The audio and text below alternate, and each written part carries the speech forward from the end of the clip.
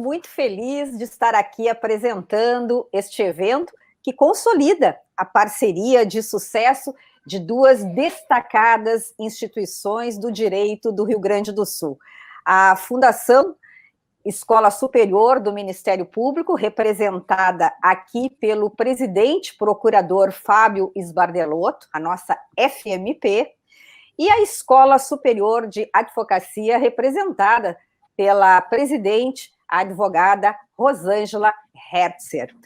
O tema de hoje, limites para o convívio social em tempos de Covid-19, contará também com a presença do nosso convidado especial, o filósofo, professor da Unisc, Júlio Bernardes.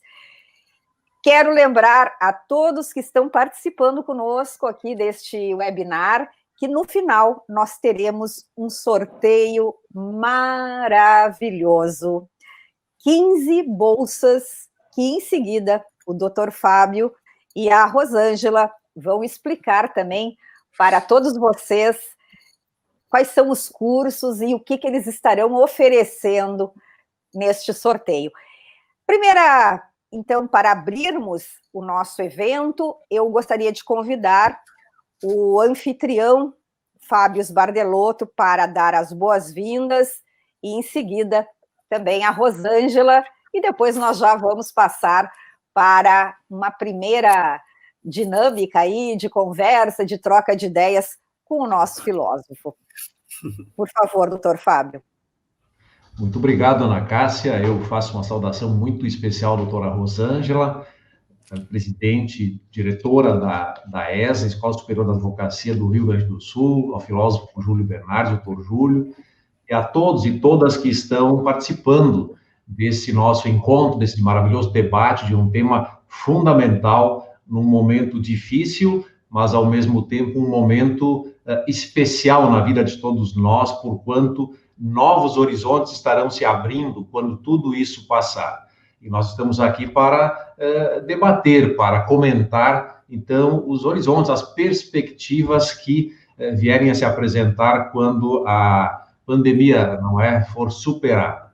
Em nome da FMP, eu saúdo a diretora-presidente da ESA, doutora Rosângela, parabenizo pelo trabalho que tem sido feito na Escola da Advocacia, Escola Superior do Rio Grande do Sul, e pela parceria que nós estamos firmando já pelo 2º ano consecutivo, oferecendo aos advogados do Rio Grande do Sul, aos profissionais do direito, ensino de qualidade, ensino superior, que permite a qualificação e o desenvolvimento profissional na advocacia com extremo gabarito e qualificação. Também, então, passo a palavra à doutora Rosângela para que possa, como anfitriã também, fazer as suas considerações. Obrigada, presidente Fábio Sbardelotto. Quero também aqui cumprimentar o nosso filósofo convidado, Júlio Bernardes, e a querida mediadora Ana Cássia Heinrich.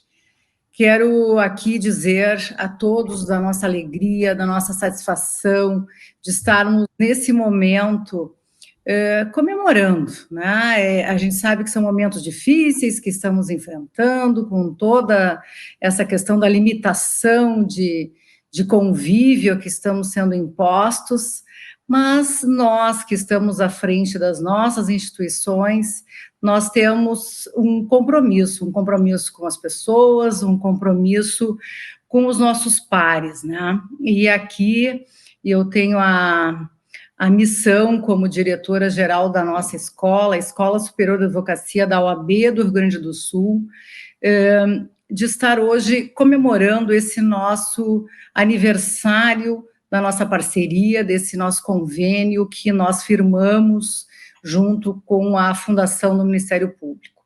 Para nós tem sido um convênio de comemoração, desde o primeiro momento, né, onde nós recebemos tantos agradecimentos de todos os colegas que tornou possível a especialização da advocacia numa instituição renomada, com credibilidade e que tem na nossa escola, na nossa ESA, todo o nosso reconhecimento. Mais ainda, quero dizer a todos vocês e compartilhar que é um ano onde 2020, onde tantas coisas estão acontecendo, né, onde chamamos aqui de novo normal, nova realidade, nova era, enfim, mas é o ano que nós comemoramos um aniversário de 35 anos da nossa ESA. A nossa escola foi a primeira escola superior de advocacia que foi criada dentro do sistema OAB nacional. E nossa missão, nossas atribuições, né, nosso foco é a educação, é a formação, é o aperfeiçoamento permanente da advocacia.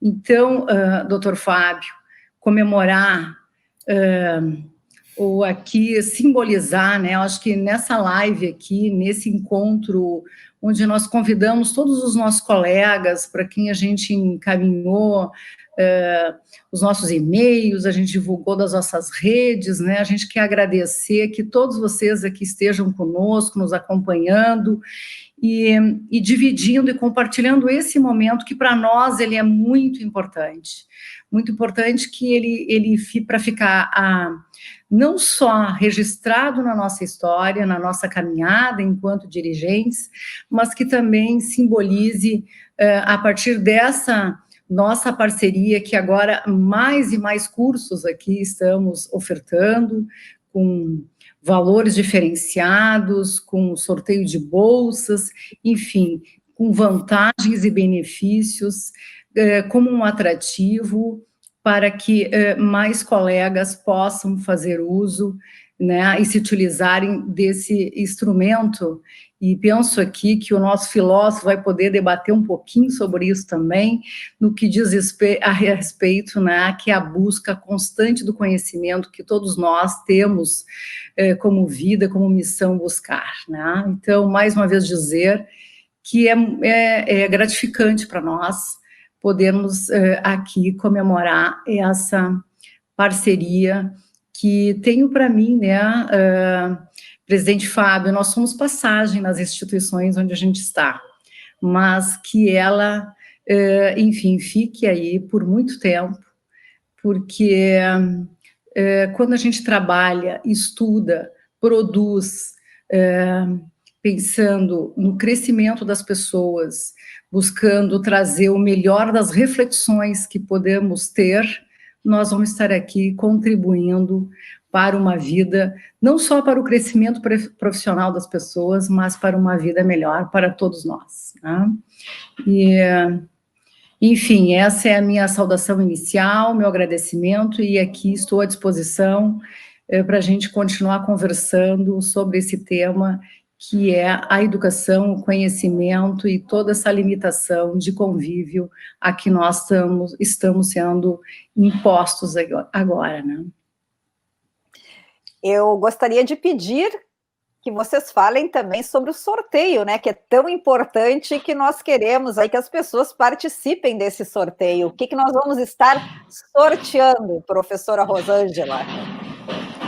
Pois então, essa é a boa notícia, uma boa notícia trazida aqui pelo Dr. Fábio Barbelotto, quando nos procurou, e com a sua sensibilidade, aliás, que lhe é peculiar, né, o que poderíamos, então, contribuir nessa renovação desse nosso convênio, e o que poderíamos passar, né, distribuir aqui para os novos colegas. E onde ele nos trouxe, então, não só o sorteio das 15 bolsas, mas também, estou aqui ousando já, doutor Fábio, eu sei que a fala é mais sua, né, mas também com descontos especiais para quem aqui fizer a segunda pós, né, dessa parceria. Então, que terão um desconto ainda maior para aqueles que fizerem a segunda escolha, segundo o curso de pós-graduação. E as 15 bolsas, Ana, que a gente vai sortear no final dessa nossa fala, desse nosso painel, que depois será, enfim, de conhecimento de todos, né, de uma forma muito transparente, como, aliás, e como age toda as nossas atitudes, as nossas instituições nesse sentido, né? Então, são 15 bolsas e descontos especiais para aqueles jovens advogados, aqueles que estão o primeiro ano que estão recebendo a carteira da advocacia. E olha que importante aqui, né? E é tão importante a gente poder ofertar essa qualificação em termos de pós-graduação, principalmente para os jovens que estão entrando no mercado de trabalho, vez que as academias, a universidade em si, ela forma bacharéis, né? Então, ela não forma advogados, ela não forma advogadas, né? Então, passam depois por um exame de ordem, e depois que são aprovados nesse exame, a OAB, enfim, tem todo um requisito que analisam aí a conduta, enfim, todos os requisitos necessários para poderem fazer o juramento para o exercício profissional da advocacia. Bom, mas uma coisa tu sair dali, outra coisa é tu exercer a advocacia. Acho que para quem acha assim que, bom, eu já estudei, já tenho a minha carteira, está muito enganado, porque agora, efetivamente, que começa ou que se intensifica o verdadeiro estudo e a verdadeira busca pela qualificação para se tornar um profissional que atenda às necessidades, não só do mercado, mas que atenda também todo o que a cidadania busca, né, que é um profissional que, enfim, que tem toda a sua conduta frente ao nosso código de ética, mas que ele busque sempre a sua constante e permanente atualização. E essa parceria, eu acho que ela vem muito a nos trazer toda essa oportunidade pela escola, porque nós temos todos os nossos cursos, né? Aqueles cursos de extensão, de prática, enfim, mas aqui a gente está indo além, né? Essa parceria, ela oportuniza que os nossos colegas, tanto os jovens quanto aqueles colegas que já têm, né, bem mais tempo no exercício da profissão e que queiram se atualizar com temas ou escolher temáticas novas, né, porque o estudo, para quem escolhe o direito, né, professor Fábio, nós temos que estar sempre nos atualizando e buscando sempre cada vez outras e mais áreas de interesse para nos aprimorarmos, né? Muito obrigada, e eu gostaria agora, então, de passar a palavra para o nosso convidado, Júlio Bernardes, até porque parece que os filósofos, neste período em que estamos todos confinados, os filósofos têm crescido muito, né, neste episódio, né, porque está todo mundo fazendo as suas reflexões, buscando interpretações. Então, também, por isso, a FMP e a ESA resolveram trazer um filósofo hoje para compor aqui esta troca de ideias e para pensarmos juntos, né? Para onde vamos e de que forma a humanidade, se é que vai sair melhor deste período e onde entra o direito. Olha que é tudo muito amplo, né? E a gente também tem limite de tempo. É muito bom isso, né? Quando o mediador ele joga assim uma pergunta ampla e quer restringir o tempo, mas é assim que a vida acontece também, tá, professor Júlio? Bom, eu então primeiro cumprimento a todos aqui, né? Boa tarde aos nossos participantes também, e dizer que, para mim, é uma honra estar aqui nesse momento em que está se celebrando uma parceria entre essas duas grandes instituições do direito gaúcho e que atuam não só no Estado, mas no cenário nacional. né, essas parcerias elas são extremamente importantes, não só pelos resultados imediatos que elas trazem, mas porque elas fortalecem o tecido da sociedade civil como um todo, né? Então, eu, assim, parabenizo e celebro com vocês aqui essa data importante da parceria dessas duas instituições. Cumprimento a doutora Rosângela, doutor Fábio, né, e já agradeço também o convite, e a nossa querida Ana Cássia, né, por estar mediando aqui, com essa sua simpatia, esse nosso evento, essa nossa live, né.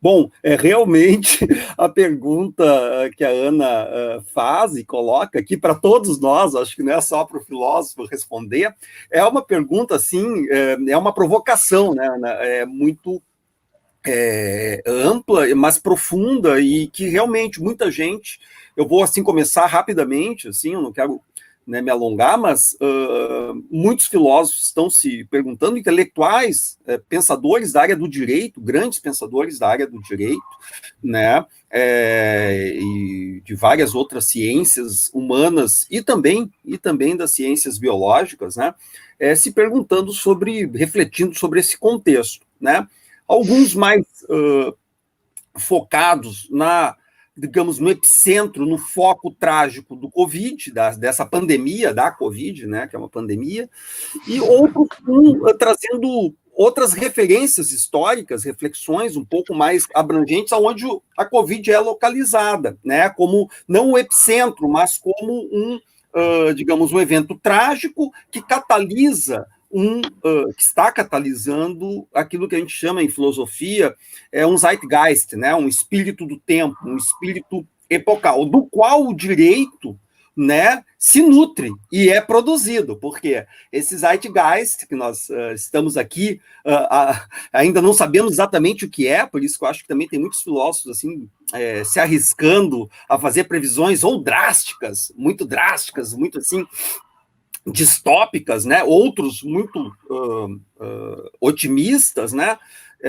Eu particularmente acredito que está se formando um zeitgeist com muitas características pérfidas sobre certos aspectos, mostrando fragilidades imensas do nosso processo civilizatório histórico, né? Mas também apontando elementos extremamente interessantes né, que são, digamos assim, aqueles que contribuem para o processo, digamos, da construção, inclusive das instituições que civilizam, né, a humanidade, que tornam isso que nós somos inhumanos, né? Se é que nós podemos dizer isso. Como é o caso, por exemplo, das instituições jurídicas. Então, eu vejo, assim, para começar, né, eu não quero ser maniqueísta, mas eu vejo duas ordens de interpretação. Os distópicos, que acreditam, assim, que estão vendo, assim, assim com uma certa perspectiva muito negativa, outros com perspectivas muito otimistas, e aqueles que ainda estão tentando localizar e mapeando as características do que está acontecendo, quais são as qualidades que estão emergindo aí nesse processo histórico civilizatório, que inclusive com certeza vão se refletir no direito. Por enquanto, seria só esse pequeno apontamento que eu faço, para depois poder contribuir com vocês aí no debate. Então, eu gostaria, porque nós estamos aqui também, os três, de alguma forma, estão dentro de digamos, de um pilar que é essencial na nossa sociedade, que é a educação. De que forma a educação vai sobreviver a partir desta pandemia? Eu gostaria de ouvir os três. Fábio Sbardelotto. Então, eu procurarei, então, responder esse teu desafio, Ana, ao mesmo tempo que eu já te saúdo também, que não o fiz lá no início, por causa da nossa amizade, intimidade, eu acho que ficou para depois. Partindo da provocação também do Júlio, a partir da filosofia.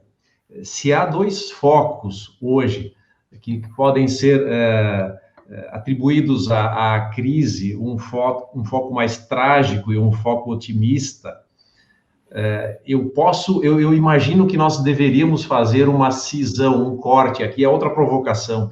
Será que não seria o momento de encerrar o século XXI e partir para o século XXII de uma vez por todas?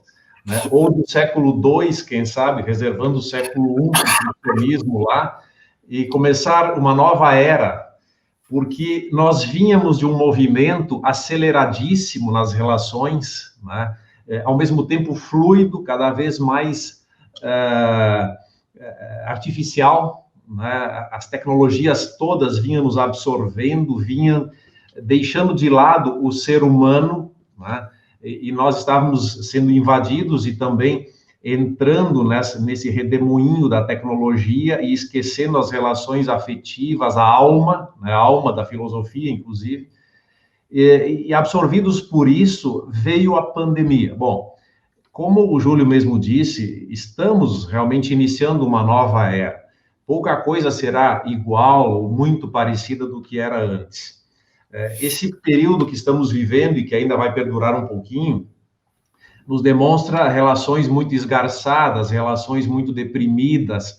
Realmente, neste momento, as relações humanas estão sofridas, né? As pessoas estão sofrendo, perdendo seus empregos, tendo dificuldades nas suas empresas, nas suas relações pessoais, familiares, sociais.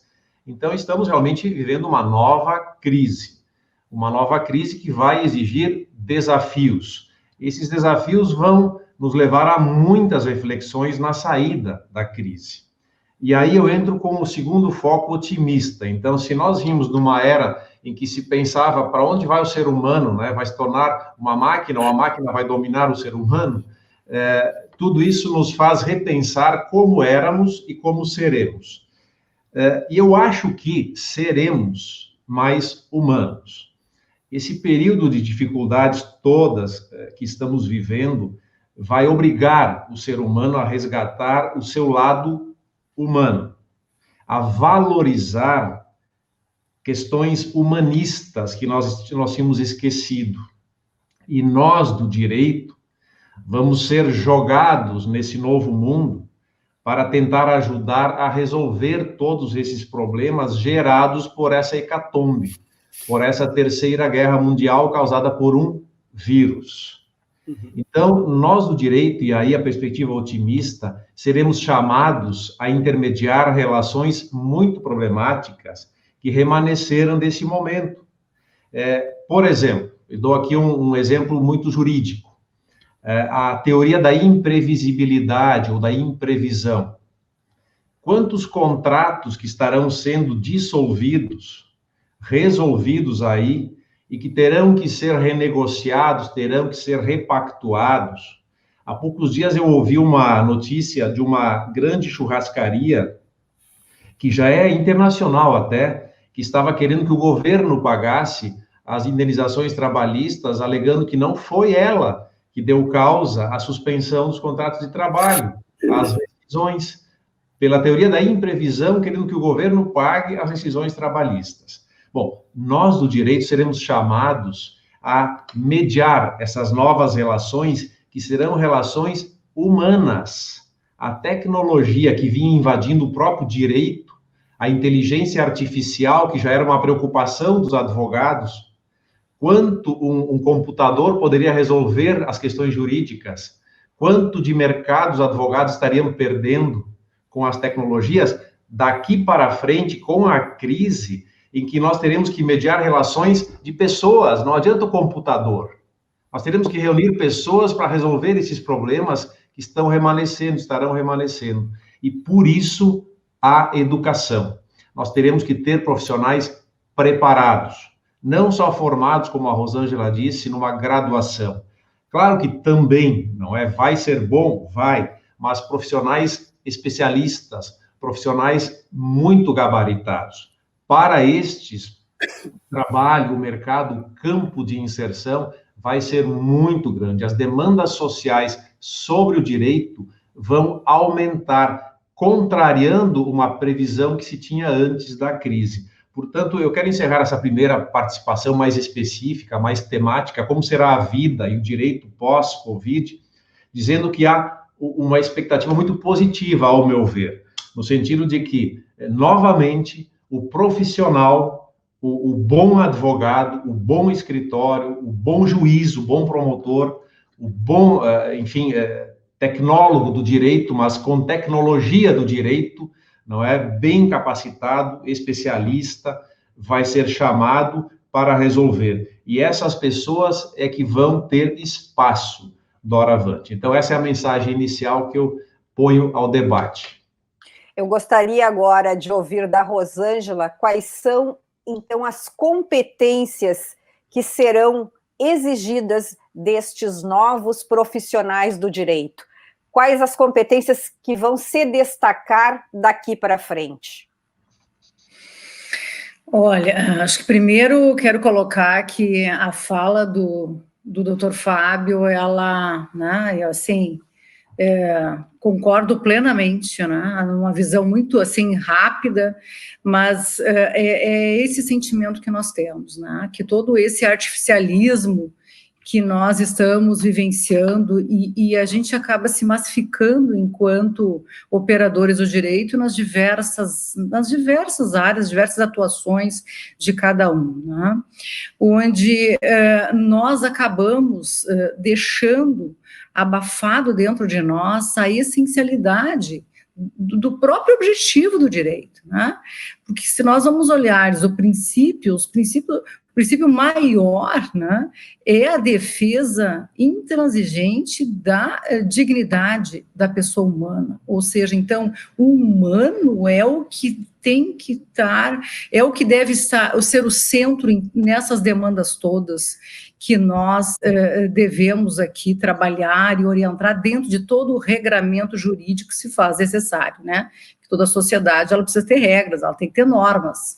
E aí, como trabalhar nisso? Então, eu acho que esse desafio, e eu acho que, sei lá, eu acho que eu também sou extremamente otimista, e eu acho que as coisas não acontecem por acaso, não estou dizendo, nem comemorando nenhuma pandemia, pelo contrário, mas ela está fazendo com que nós, e cada um nas diversas áreas de atuação, na área da saúde, a gente vê em todas as profissões. E nós, direito, nós que estamos aqui, estudiosos do direito, temos que fazer a nossa reflexão, a nossa necessária reflexão em tudo isso. Até porque toda a formação que se tem, pelo menos nos últimos anos, né, é de um extremo litígio, né? Então as pessoas saem, né, enfim, dos seus bancos, das suas, né, ele vem preparado para litigar. Enfim, a gente sabe por experiência própria, para quem está na advocacia ou nas diversas áreas, de que muitas vezes encerrou o processo, olha, né, a sentença foi procedente, ou ela foi improcedente, não resolveu, mesmo que tu busque aquilo, que tu alcançou, aquele tão direito esperado daquela pessoa, ela também não se satisfez. Então, quando a gente vai buscando, e aí, Ana, entrando mais no teu questionamento, o que nós podemos contribuir, realmente nós temos que ter em mente de que nós temos que nos preparar melhor para sabermos mediar, negociar, né, em todas as esferas, E por que, e o que para tudo isso é necessário, né? Além de eu olhar todos os interesses envolvidos, das demandas, né, a gente também tem que olhar os sentimentos envolvidos. E quando a gente tem isso, né, que a gente se prepara para isso, para poder trabalhar na melhor orientação, né, por isso que nós investimos muito na nossa escola, em todos esses cursos, preparando a advocacia para essas novas ferramentas que a gente já vinha visualizando, que é a desjudicialização de muitas demandas, o próprio novo CPC que vem e traz para a advocacia instrumentos processualísticos, dando autonomia para os advogados de poderem se organizar, ou seja, nós estamos com a faca e o queijo na mão. O que a gente precisa ter E aí sim, nós temos esse papel importante, enquanto educadores, de poder proporcionar todos esses ensinamentos, essas reflexões, de uma forma responsável, e que as pessoas encontrem, né, nos operadores do direito, não problemas, né, a gente sempre é visto como aqueles que vão trazer problemas, advogado é que vai trazer problema, não, a gente também tem que vir trazer o que eu posso fazer para solucionar, e para isso a gente precisa ter maturidade, precisa ter crescimento, muito estudo, e a gente tem que ter essa humildade, né, enquanto pessoas, enquanto profissionais. Então eu acho que investir nessas novas formas, na mediação, na negociação, nos processos conciliatórios, ter maturidade e muito, e assim, não achar que a gente é o centro de tudo, né, que a gente faz parte de um contexto todo, nós somos essenciais, mas que precisamos também conhecer todas essas ferramentas, porque a legislação está aí e a gente tem que parar de usar os artificialismos, né? Olhar a essência e a essência das pessoas envolvidas quando trazem todas as demandas, né? É dessa forma que eu penso que nós devemos caminhar para ter uma educação, pelo menos do lado do direito, que a gente tem muito o que trabalhar e nos unirmos para poder proporcionar um melhor serviço e um melhor respaldo para a cidadania. O professor Fábio Sbardellotto falou muito sobre o resgate, né, das relações humanas. Ao mesmo tempo, eu gostaria de trazer para vocês aqui, e principalmente para o Júlio, que esta pandemia está sendo, já está sendo cunhada como a pandemia da tecnologia, porque através da tecnologia nós estamos conseguindo continuar com as escolas, nós estamos conseguindo fazer com que a economia continue funcionando, a tecnologia está proporcionando também para que se conheça, né, o que vários países e várias nações estão descobrindo para oportunizar a cura desta doença. Então, ao mesmo tempo, nós precisamos resgatar este lado humano, mas a tecnologia também ela veio para ficar e, ao mesmo tempo, ela já modificou esta sociedade. Queria te ouvir, Júlio, sobre isso.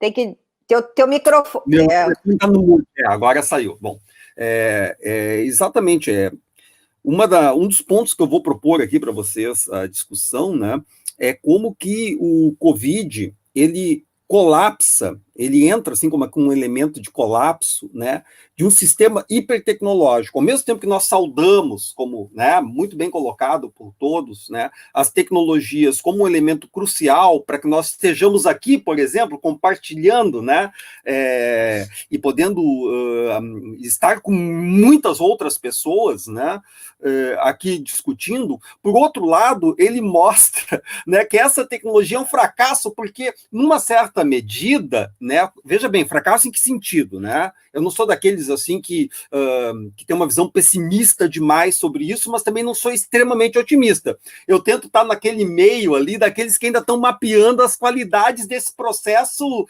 de disruptura. É um processo de disruptura, né? A gente tem que agora ver exatamente o que sobra de civilização, o que está sendo aviltado em relação à civilização, para tentar, como seres humanos aqui, intelectuais, advogados, né, enfim, juristas, dar um sentido para nossas vidas e para os nossos irmãos, né, os nossos concidadãos. Então, veja bem, a tecnologia, o mundo hipertecnologizado, ele acaba, assim, por ter que retroagir a procedimentos médicos e clínicos medievais, quase medievais. Eu diria assim, por exemplo, 1918 com a gripe espanhola, né?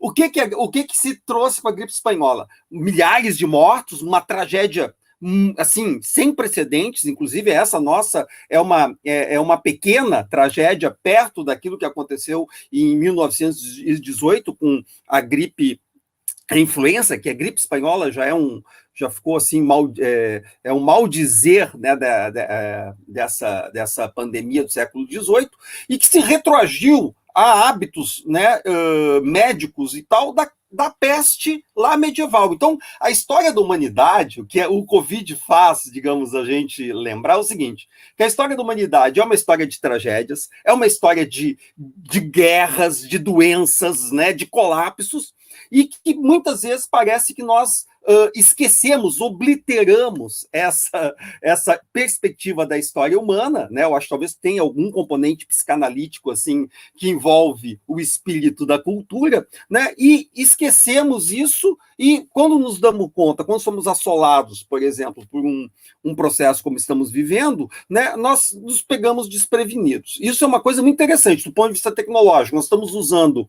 máscaras, nós estávamos sem respiradores, o sistema econômico tão, né, o mercado assim que é tão otimista em relação à sua autoimagem, né, ele não consegue superar uma crise, ou seja, em 3 meses nós temos uma quebra do mercado, se prevê aqui no Brasil um decréscimo do PIB, né, em torno de 5%.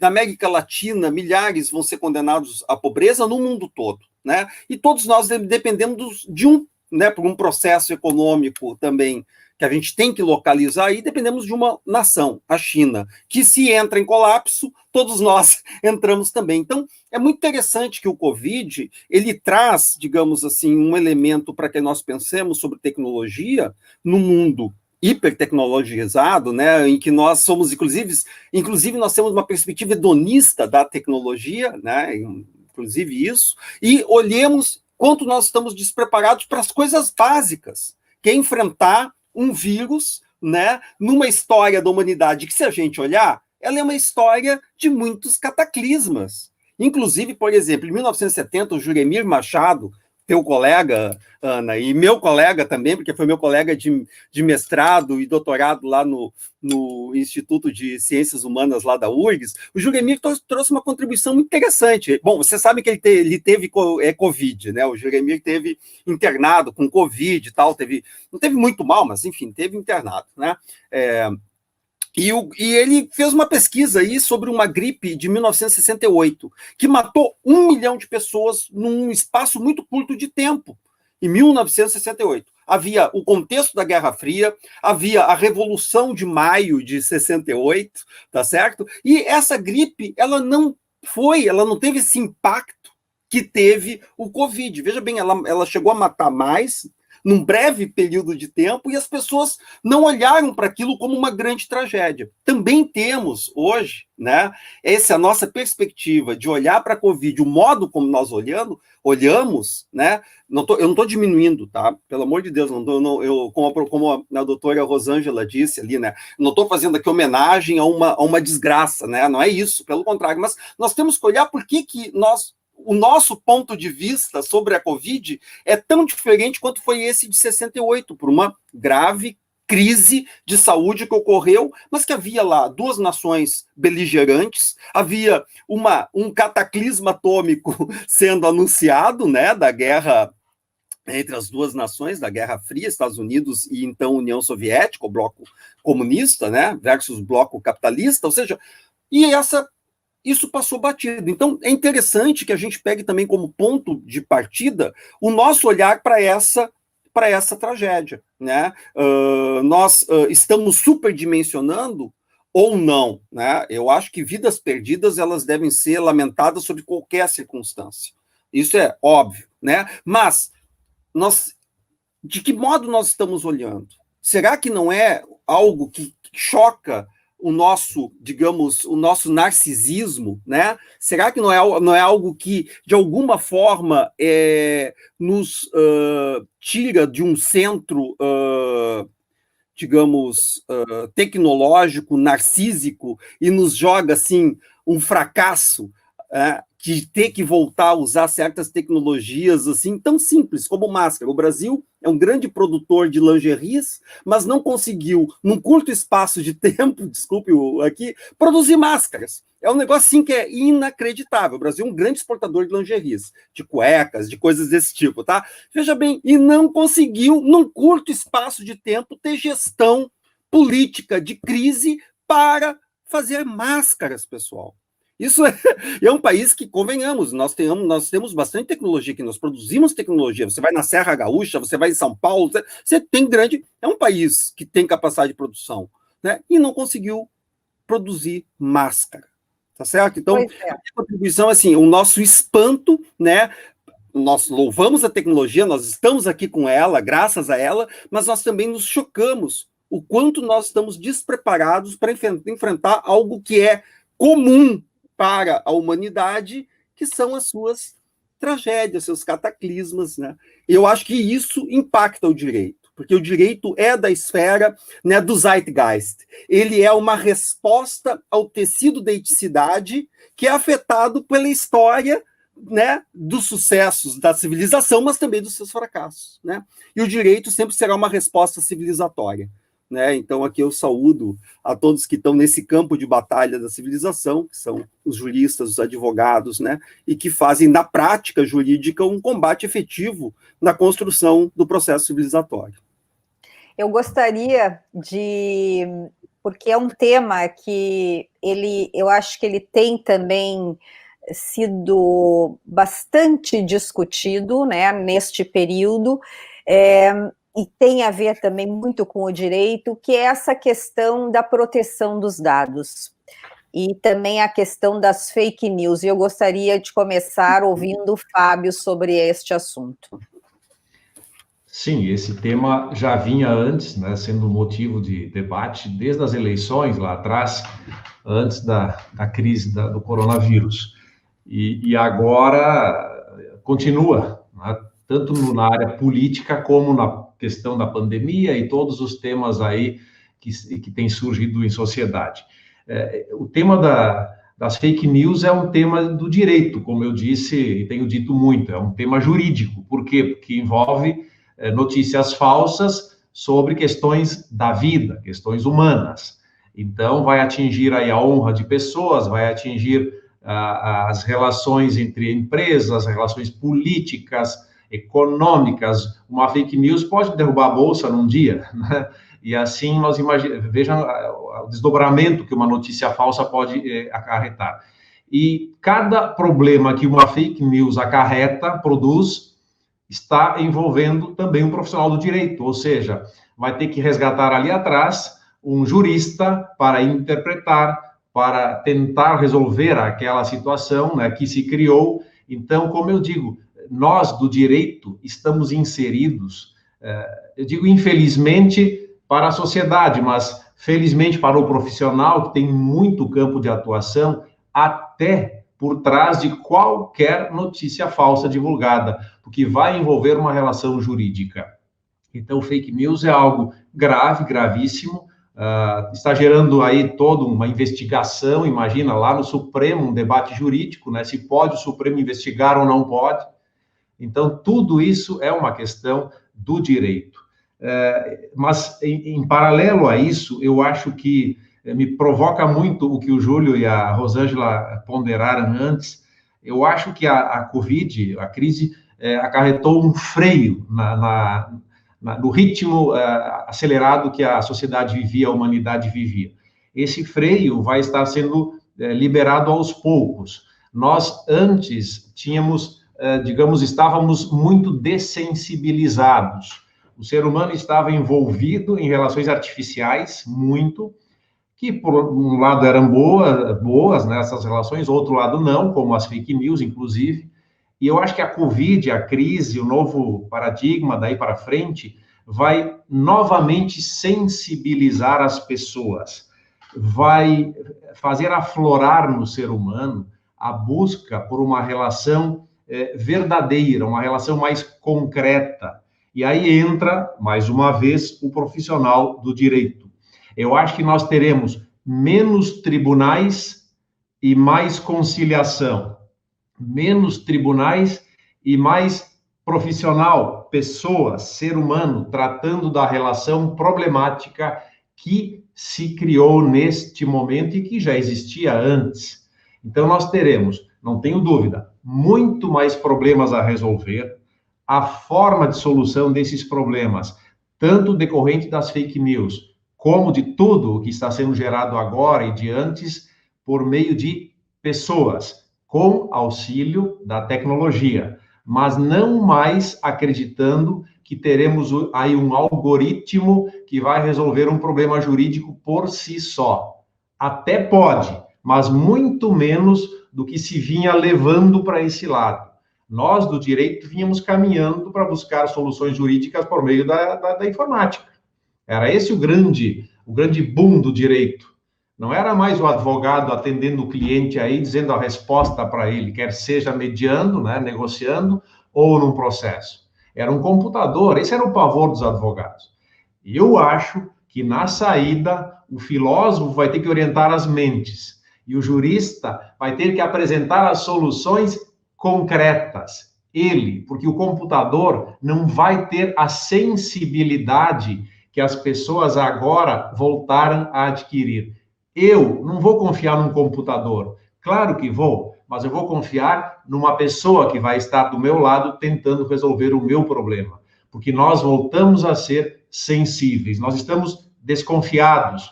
Nós nos questionamos, doutor Júlio, por que no início diziam que não se devia usar máscara, quando era óbvio que tinha que usar máscara? Ah, porque não tinha fábrica de máscaras, mas era óbvio que tinha que usar máscara. Agora todo mundo está usando e agora é bom, quer dizer, falsearam esta verdade, mais uma falsidade que não foi fake news. Então, é isso que eu proponho nessa sequência do nosso maravilhoso debate. Tomara que não termine 1 hora.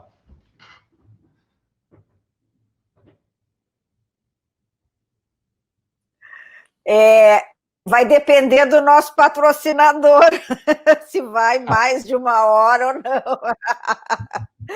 Mas vamos lá, eu gostaria de ouvir a Rosângela e só avisá-los que nós estamos em 45 minutos, eu acho que nós podemos, eu acho que o debate está muito bom, acho que nós estamos trazendo questões muito interessantes e que eu acho que a sociedade como um todo, o que nós estamos trazendo aqui, acho que é o que quase todos estão se perguntando e discutindo. Eu gostaria de ouvir a Rosângela, então eu vou propor que a gente passe para 1h30, né? E claro que quando chegar em 1h15, o Lucas vai me avisar, e aí eu vou encaminhar, então, para os encerramentos finais, tá? Eu gostaria agora, se um pouquinho de jornalista, assim, quando a gente está num debate bacana desse, que a gente seja mais ping-pong, tentar ser mais objetivo para poder explorar mais temas, que eu acho que tem muita coisa boa por aí ainda. Quer dizer, um aparteando o outro, um atrapalhando o outro, Ana? Exatamente. Vamos lá, Rosângela. Pois então, né, eu acho que, olha só, quando a gente pensou nesse evento aqui, no início, né, vamos ali, vamos celebrar e vamos sortear as bolsas, né? E a coisa se fez, né? E a pandemia está aí, e pensamos nesse formato, então, de poder trazer um pouquinho dessas reflexões. Então, que bom que a gente está aqui com outros saberes, que eu acho que já se inicia, eu acho que uma nova forma também de se fazer educação, que me parece, e que é da minha essência, e sinto que é do Fábio e de todos nós aqui, que ela tem que ser sempre vinda com reflexões, não é isso? Não tem o texto pronto, formatado, ou seja, o que me busca a trazer esse entendimento, o porquê dessa norma está sendo realizada dessa forma. O que acontece? Para quem vai trabalhar na prática, no direito e na advocacia especialmente, eu já tenho um texto pronto, que muitas vezes traz inúmeras, né,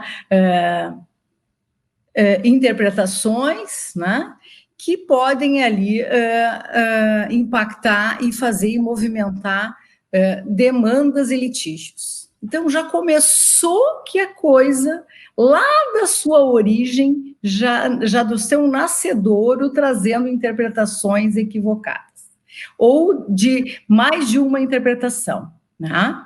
Então, só para dizer que, na verdade, não somos nós os problemas, sempre colocando isso, né? Porque a gente movimenta a máquina judicial com diversas demandas e, às vezes, de uma situação, cada um aqui, o advogado da parte A entende dessa forma, o outro, não é ele que entende, ele interpreta assim, em função dos interesses antagônicos, né? Então, e que bom, né, que a gente está trazendo isso aqui, porque no momento em que nós, e cultivando cada vez mais, né, eu acho que a verdadeira forma da educação, e a gente tem o princípio basilar nosso, que é da Constituição, e a defesa sempre intransigente da Constituição, que veda, né, todas aquelas, né, enfim, restrições infundadas de direitos das pessoas, que tem que ser a base, são os direitos humanos, a dignidade da pessoa humana, e a violação a direitos que são inerentes às pessoas, né? Então, se eu tenho isso como premissa, qualquer outra situação que tu vá poder trazer, ela pode ser, sim, tratada, negociada e orientada, né?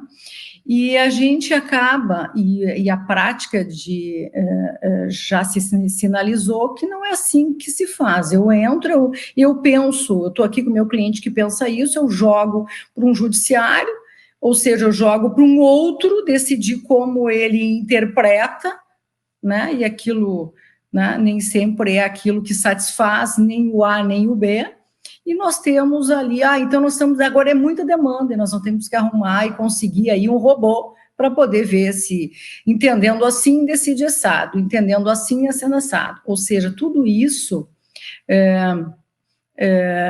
era um momento que era e eu não sei, né? Nós estamos agora debatendo a nova era, o novo momento que nós estamos. E tudo isso fez com que a gente parasse aqui para debater exatamente isso, que nós não temos que ali falar se é um robô que está falando, se é o robô que vai entender como vai se decidir lá, ou se a Câmara tal vai por esse lado. Então, essa maturidade, eu acho que tudo que se coloca é essa maturidade de se olhar e ver das situações mais simples no campo individual e daquelas outras que podem impactar toda uma coletividade. E aí, quando se tem tudo isso, né, a gente tem que olhar as pessoas que estão envolvidas em todos esses processos, municiadas com a legislação adequada, né, e pessoas preparadas com bases humanísticas para poder conduzir as situações. Penso que nós podemos contribuir mais, né, como um todo, em todas as esferas. E eu já tive uma experiência também na área pública, e eu sinto, eu acho que o Fábio, de repente, pode contribuir melhor até em relação a isso, um distanciamento ainda que se tem da própria academia com relação às práticas e às necessidades das normas de ordem pública. Olha o que está acontecendo hoje, né?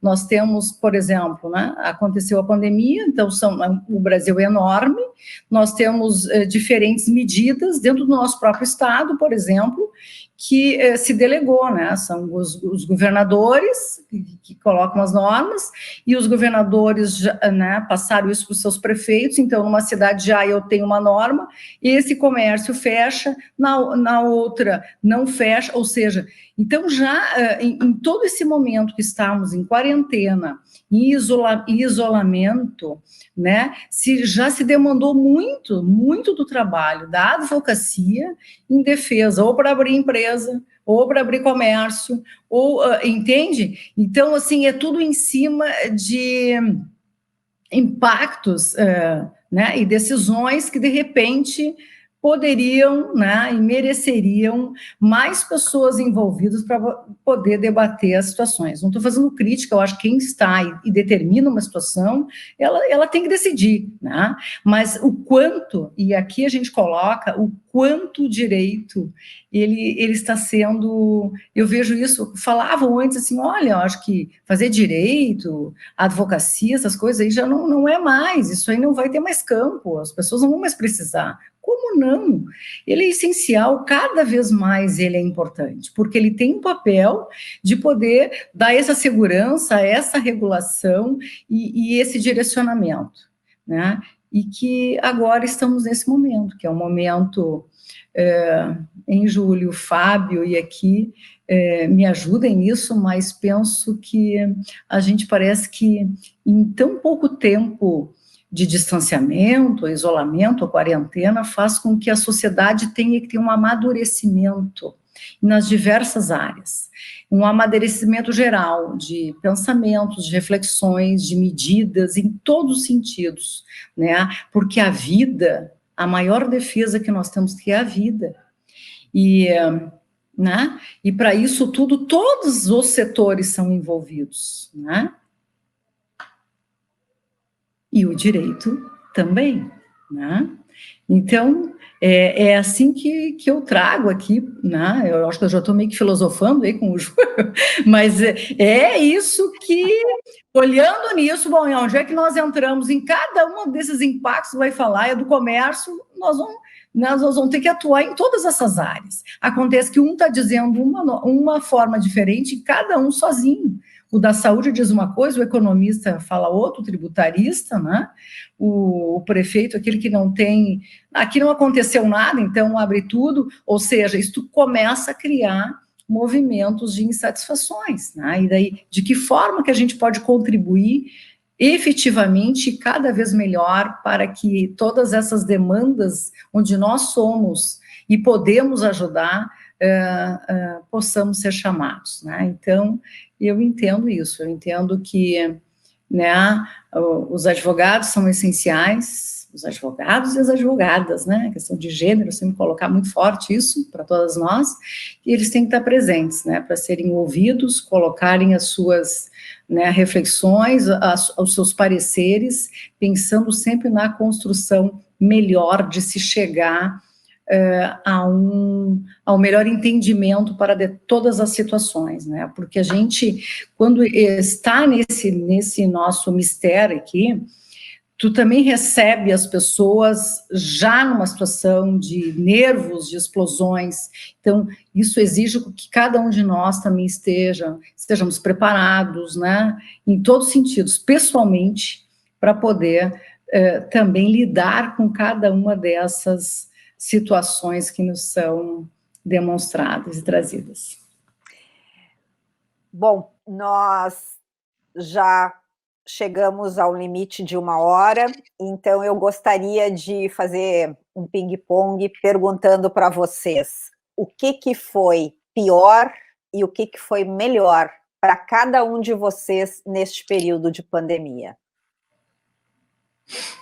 Júlio, começando com o filósofo.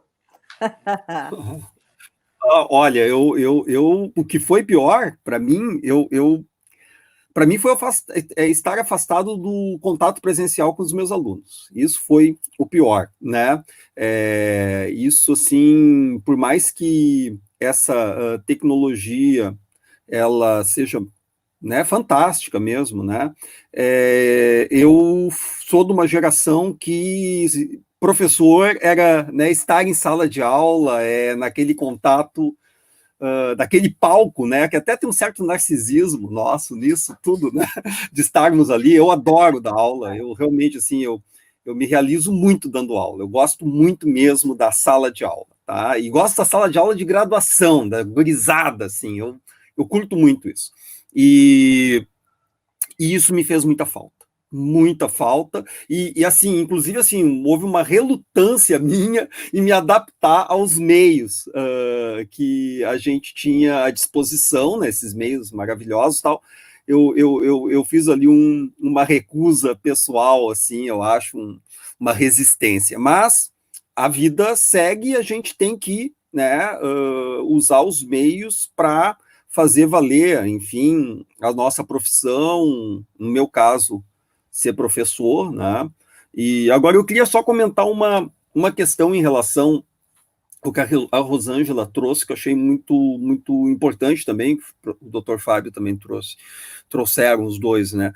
Sobre a questão da vida, né? E aí a Rosângela... Mas aí você vai me permitir, porque eu tenho uma última pergunta sobre isso. Então, primeiro eu quero as respostas agora e depois nós vamos para essa pergunta. Assim, o que me abalou? Não estar com os meus alunos, tá? Depois eu queria retomar essa questão da vida, que é uma das questões que eu mais... que foi bom? E o que foi bom na pandemia? O que foi bom? Olha, tiveram muitas coisas boas, assim. Primeiro, quer dizer, muitas, né? Muitas não, né? Teve basicamente uma coisa boa, que é estar com a minha filha e com a minha mulher por muito tempo, embora as tensões também familiares, né? Por muito tempo enclausurados, elas também surgem, né? Mas isso foi um aspecto bom, nos aproximou bastante. Trouxeram, claro, toda a família tem as suas crises, ainda mais enclausurados, né? Todos nós vivemos com os nossos afetos, assim, quando a distância é uma coisa... Foi perceber também que a distância é uma coisa importante. Estar junto é muito bom, mas ter aquele tempo da distância, né, também é algo importante. Eu acho que perceber isso foi uma coisa muito boa, né? E é isso, eu teria só isso a dizer. Tá, Rosângela e depois o Fábio. O que foi melhor e o que foi pior? Vamos lá. Bom, o pior... Não sejam filósofos, tá? Quero resposta. Não, rapidinho. Ping-pong, bem rapidinho. Tá? O que eu mais senti falta foi de abraço, né? Eu gosto de afeto, já é o meu Herzer lá, que é coração. Então, eu sou uma pessoa que gosta de afeto e, enfim, dos meus colegas, enfim, nem vou falar da família toda. Tá? Então, isso é uma coisa que eu senti muito, assim, de não poder abraçar. Porque ainda vê tu, né? Tu faz as videochamadas, aquela coisa, tu enxerga. Bom, o que eu acabei, assim, o que seria o ponto positivo? Eu acho que é nessa linha ali do Júlio também, assim, de ficar mais na minha casa, né, porque eu descobri que muita coisa da minha casa eu já nem sabia muito, sabe?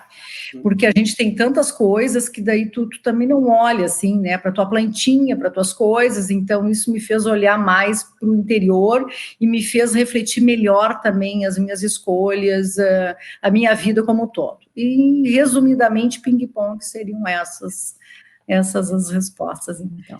Eu lembrei de algumas celebridades que começaram a descobrir que tinha máquina de lavar, que tinha fogão em casa.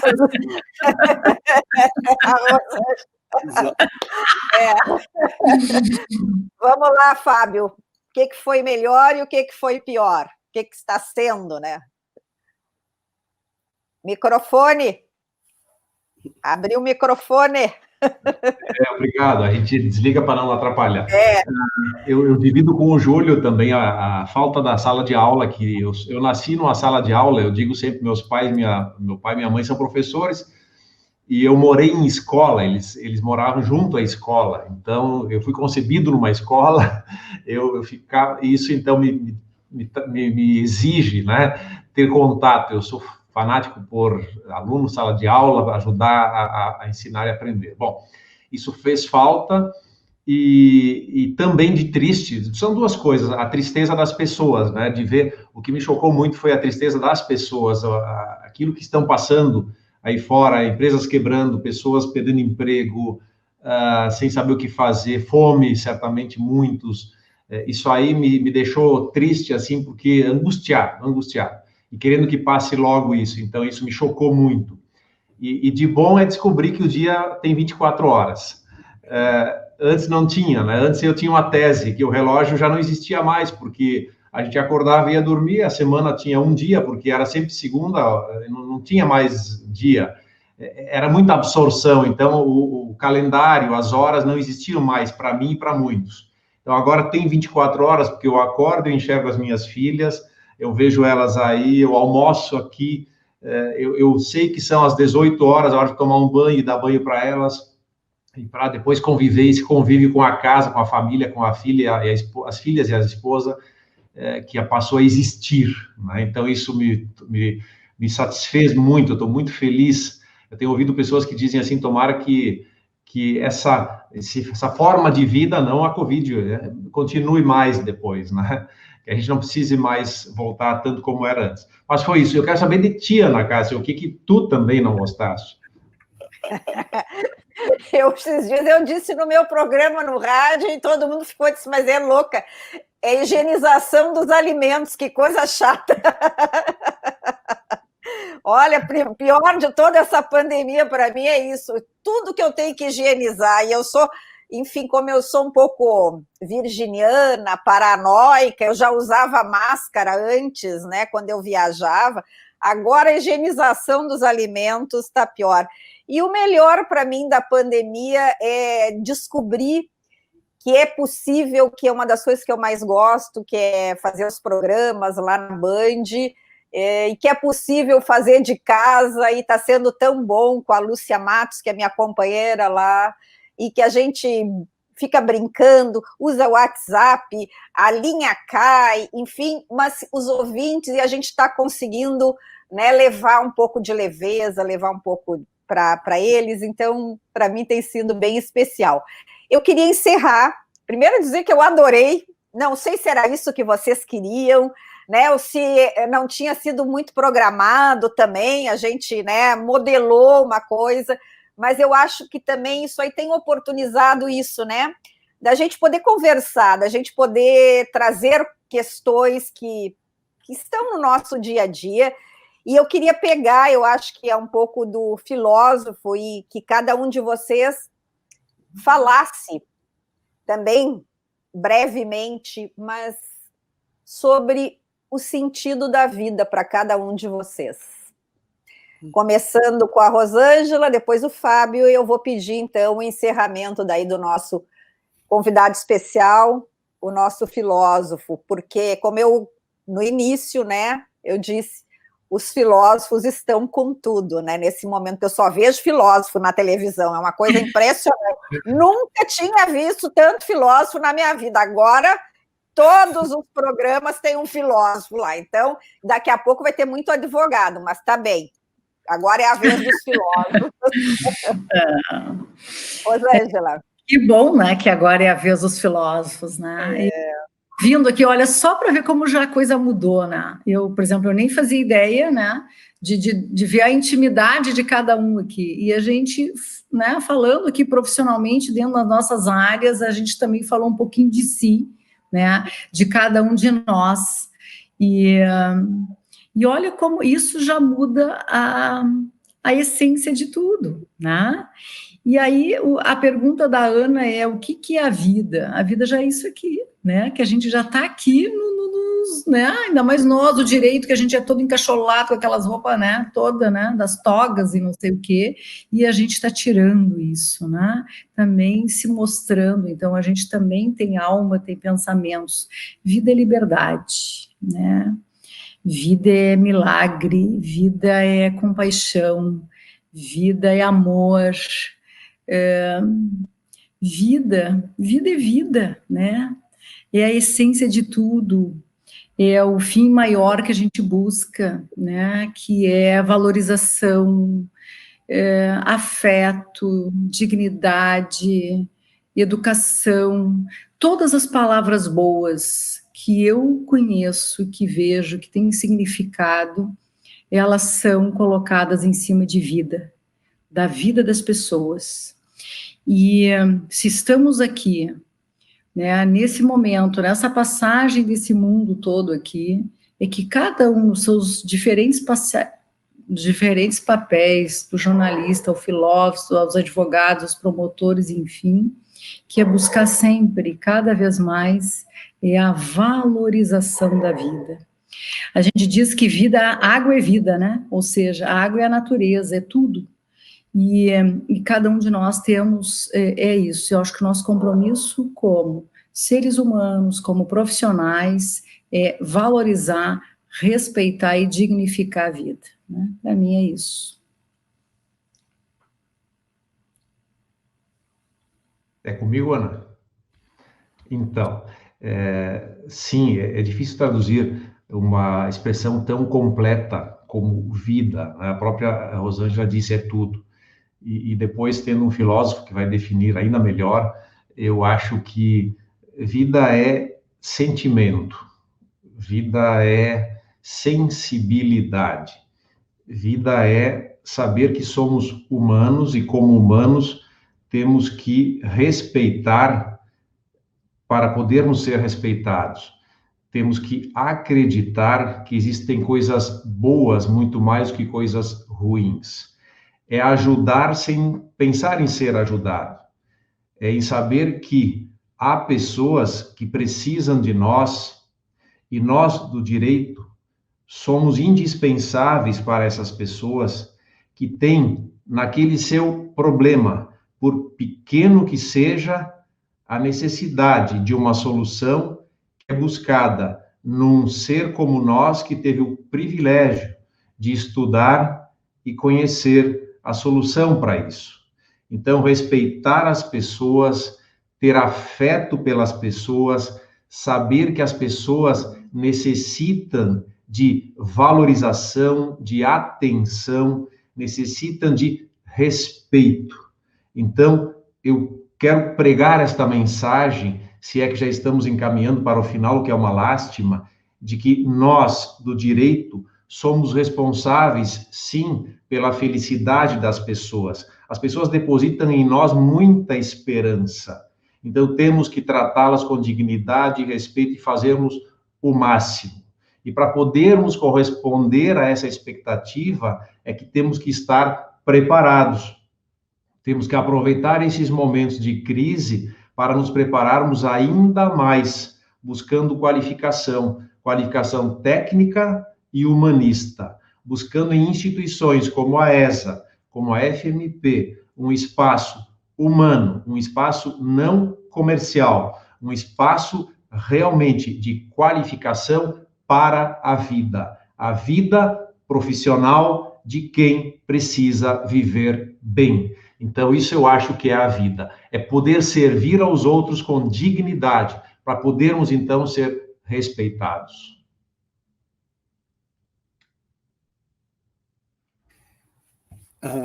Sou eu? Bom, que pergunta, hein? Qual o sentido da vida? Eu me lembro de um filme do Monty Python, que é um grupo inglês, assim, maravilhoso, humorístico, que o sentido da vida é um dos filmes dele. Assim, eu diria assim, eu vou começar então para falar da vida pela morte, e dizer que o Covid nos traz uma lembrança, né, do valor da vida, assim, do que esse momento que nós atravessamos, né, hipertecnológico, um pouco de hedonismo perdido em alto consumo, né, ele vem nos mostrar o sentido, assim, eu acho que ele serve um pouco para isso, que vocês todos falaram, reverbera um pouco dessa cena, né, de que essa coisa pavorosa que essa pandemia nos traz também assim a reflexão sobre o valor da vida, né? E a vida, eu diria assim, ela tem um significado para o direito, né? Eu diria que é primordial para o direito. Inclusive, diria que hoje essa crise do Covid, ela marca uma crise também de como o Estado, né? Ele e os seus gestores e os seus representantes, né, eles têm que honrar o pacto para o qual o Estado foi erigido, que é, né, o pacto da manutenção da vida, do respeito à vida. E aqui eu tenho um filósofo que eu adoro, que é o Thomas Hobbes, né, que eu estudei muito, e que é exatamente isso, né, o pacto que celebra o Estado e que hoje é desrespeitado por alguns governantes, mundo afora, né, é o da vida. Então, esse desrespeito à vida, aos seus ritos da morte, os ritos da morte, respeitá-los é respeitar a vida, entende? É respeitar cada um de nós, que estão sendo desrespeitados, eu acho que isso é uma marca importante para o operador jurídico e para a sua reflexão cotidiana, né? Refletir sobre o direito é, de alguma forma, refletir sobre a vida. Operar sobre o direito é operar no resguardo das garantias, dos valores, né? Desse atrito contínuo que há entre os homens, mas que, de certa forma, reverbera a vida. E a vida, para mim, pessoalmente, é o destino, é aceitar alegremente a condição do seu tempo, de estar aqui, né, e estar, mesmo frente a isso que nós estamos vivendo, estar, de alguma forma, feliz, né? Eu acho que é isso. Mais uma vez, eu quero cumprimentar Fábio Sbardelotto, né, presidente da FMP, a Rosângela Herzer, presidente da Escola Superior de Advocacia, por esta oportunidade, para mim, maravilhosa. Fiquei muito honrada, feliz de estar aqui, podendo fazer esta mediação com vocês, e ao Júlio Bernardes por nos trazer também estas visões mais filosóficas da vida, né, que tão importantes, tão necessárias no dia a dia. Quero agradecer também o apoio técnico da Aline e do Lucas, que também estão lá por trás desses bastidores hoje, oportunizando, nos deixando, nos orientando.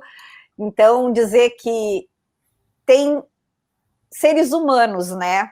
Apesar da tecnologia, todos nós aqui, não tem nenhum robozinho aqui, né? Somos todos gente como a gente que está aí, e que a gente possa continuar, né, nessa trajetória, nessa caminhada. Vida longa para todos vocês e para as suas instituições.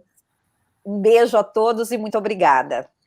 Ana Cássia. E não esqueçam do sorteio e bolsas no final desta importante confraternização aqui, que celebra, então, essa parceria da Escola Superior do Ministério Público e da Escola Superior de Advocacia do Rio Grande do Sul. Ana Cássia, Rosângela, Júlio, quero agradecer também a brilhante participação de vocês e a alegria em ter compartilhado essas reflexões com vocês que foram maravilhosas, e dizer a todos que vão nos ouvir, todas que irão nos ouvir, que acreditem muito na segunda fase pós-pandemia, que o saber qualificado, o saber respeitoso, o conteúdo que as pessoas estarão adquirindo e vai ser o diferencial nas suas vidas. Então, parabéns por terem nos prestigiado, obrigado por terem prestigiado essas lives, e acreditem muito que a sociedade vai sair melhor, vai mesmo, e que haverá muito espaço profissional para as pessoas preparadas, para vocês, para os jovens, para os que já estão nas carreiras, porque a sociedade vai chamá-los, vai demandar de vocês. E a preparação é que vai distinguir e que vai possibilitar, não é, a inserção de todos nós nessa nova sociedade que virá. Muito obrigado, em nome da Fundação Escola Superior do Ministério Público do Rio Grande do Sul, e um fraterno, caloroso abraço a todos e todas. Cuidem-se, muita alegria, muita felicidade e muitas realizações, que logo tudo vai passar e vai melhorar. Esta é a mensagem final de minha parte.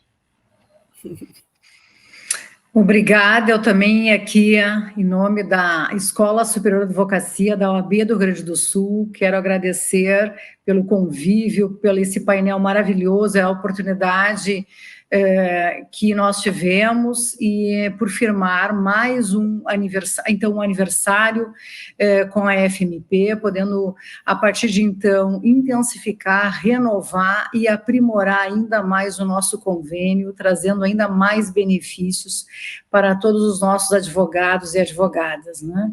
Quero agradecer a participação de todos que aqui nos ouviram, e, enfim, né, desejar boa sorte para os nossos sortudos, né, que vão sair daqui com uma bolsa de pós-graduação dessa nossa parceria, dessa nossa campanha que nós aqui, assim, denominamos anteriormente, né? Que sejam todos muito felizes, aproveitem, estudem, se aperfeiçoem e exatamente como o professor Fábio colocou, né? Que a sociedade vai precisar, sim, de pessoas profissionais, preparados, capacitados e principalmente, né, com que tenham dentro de si, dentro de todo esse nosso compromisso, que é o humano dentro de cada um de nós, né? Que sejam todos felizes, prestigiem os nossos cursos, tanto da nossa escola quanto da FMP. Muito obrigada pela oportunidade. Antes do Júlio, eu só quero agradecer também do profundo do coração, profundamente, a mediação da Ana Cássia, a querida Ana Cássia, que abrilhantou esse nosso debate com a simpatia e a qualidade, né, da experiência no jornalismo dela. Muito obrigado, querida Ana Cássia. Júlio. Bom, muito obrigado pelo convite. Eu acho que a gente poderia ficar aqui uma tarde inteira conversando sobre cada um dos temas que a Rosângela e o Fábio trouxeram, né, com a mediação da querida Ana Cássia, né, e dizer assim para vocês que estão nessas duas gloriosas instituições, né, perseverar sempre, né, na boa educação, na qualificação que vocês já exercem, né, e acreditar na vida e na justiça. Eu acho que são duas coisas fundamentais. Passar isso para os seus alunos é algo fundamental, e eu acho que hoje o direito, né, de um modo geral, ele, num certo momento, ele se tecnificou demais, né, e eu acho que essas duas instituições são respostas, né, a esse excesso de tecnificação. Trazer a importância da vida e da justiça.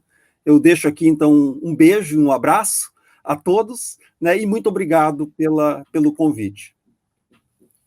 Muito bem. Então... E nós encerramos aqui, então, o nosso painel Limites para o Convívio Social em Tempos de Covid-19. Muito obrigado a todos que estiveram conosco.